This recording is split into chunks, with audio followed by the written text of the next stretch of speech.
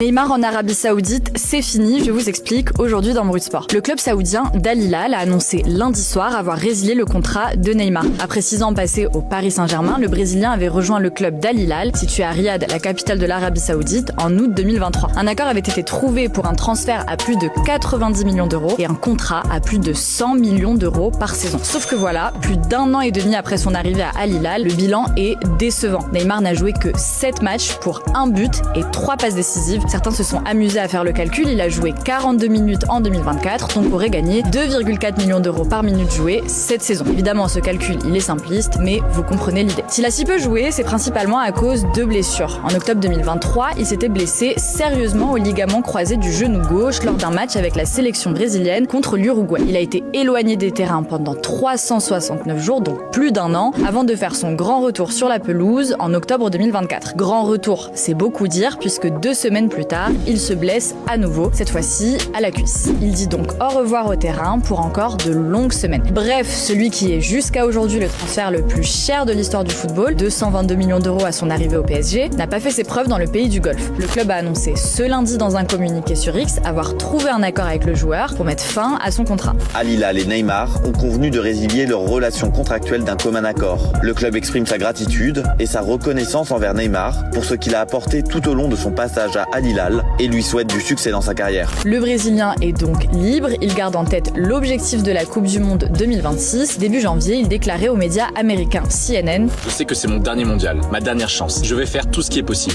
Reste à savoir où est-ce qu'on le verra prochainement. On vous tiendra évidemment au courant sur Brut.